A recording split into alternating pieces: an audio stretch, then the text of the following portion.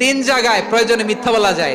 কয় জায়গায় মিথ্যা বলতে? তাওরিয়া, মানে কথা একটু ঘুরিয়ে বলবেন। এক নাম্বার, আপনার ওয়াইফকে খুশি করার জন্য, সে একটু এরকম না বলে একটু কৌশল করে বললে খুশি হবে, ওটা বলা যায়। দুই নাম্বার, জীবনের